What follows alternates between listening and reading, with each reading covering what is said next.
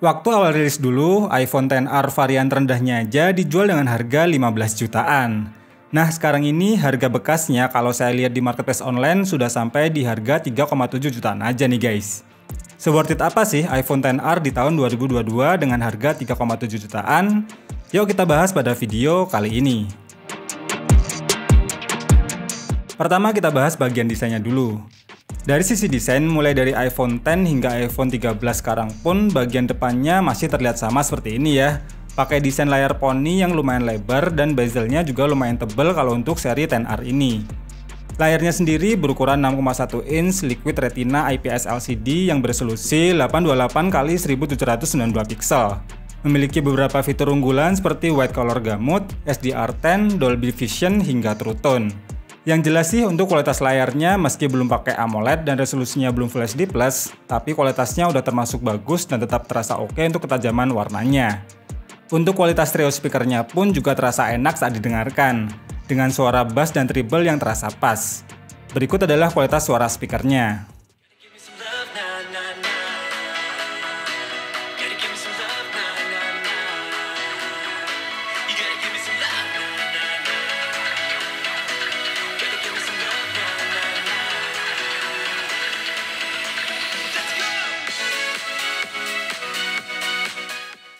Satu lagi nih fitur unik yang lumayan kepakai ketika sedang teleponan. Ada mode isolasi suara yang membuat suara bising di sekitar jadi keredam. Sehingga suara kita tetap kedengaran dengan jelas bahkan saat posisi di jalan raya yang ramai dengan lalu lalang kendaraan sekalipun. Terus ada fitur rating IP67 yang bikin HP ini jadi tetap aman walau mau dipakai buat basah-basahan, seperti berenang atau mau diajak hujan-hujanan ya guys.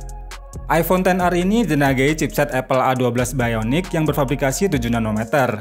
Dengan prosesor hexa-core yang dipadukan dengan Apple GPU yang menggunakan quad-core grafik.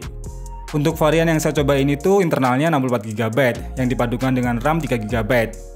Di bagian software, meski awalnya cuma pakai iOS 12, tapi hingga tahun 2022 ini pun iPhone XR masih kebagian update hingga iOS 15. Namun nggak semua update iOS itu sempurna ya guys. Di beberapa versi sebelumnya malah terasa bikin baterainya jadi boros dan makin bocor untuk penggunaan yang aktif sehari-hari.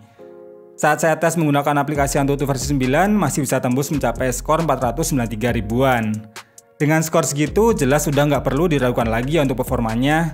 Baik untuk daily atau kebut-kebutan, performanya jelas masih terasa mumpuni.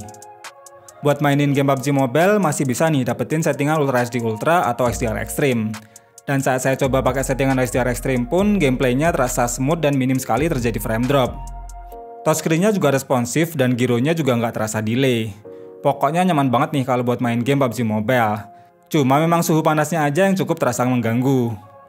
Dan saat bermain selama 30 menit, suhunya naik hingga 47 derajat Celcius, sedangkan baterainya berkurang sebanyak 14%. Paling enak sih kalau buat main game MOBA kayak Mobile Legends ini.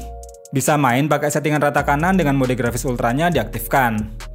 Berbeda dengan keluhan para user iPhone XS yang suka panas kalau buat main game ini, di XR saya merasakan suhu panasnya malah terasa stabil dan terasa adem. Sehingga untuk kestabilan gameplaynya terasa smooth dan minim terasa frame drop. Selama 30 menit bermain, suhu panasnya hanya naik ke 41 derajat Celcius. Dan baterainya berkurang sekitar 10%. Kalau buat muter YouTube selama 1 jam dengan brightness dan volume di 50%, baterainya berkurang sebanyak 7%. Oh iya, untuk baterai health unit yang kita review ini masih di posisi 85% dan masih original ya guys.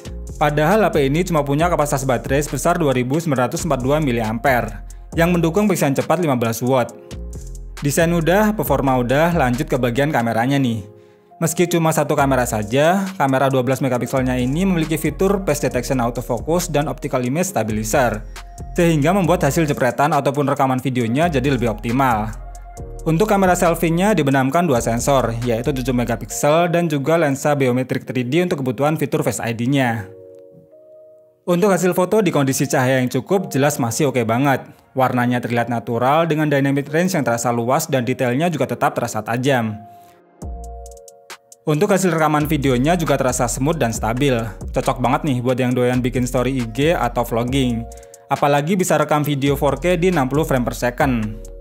Lihat sendiri aja ya hasil foto dan videonya berikut ini.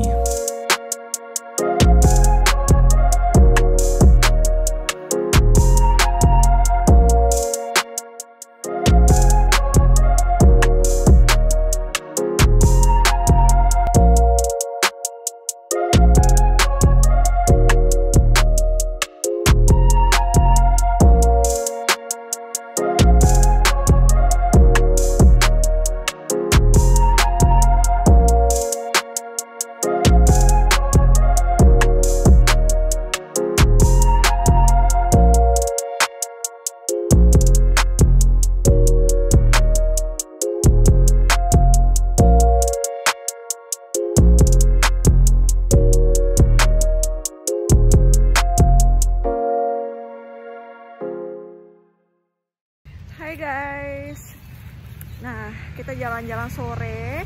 Dan ini aku tes kamera depannya, aku set di HD 60 fps.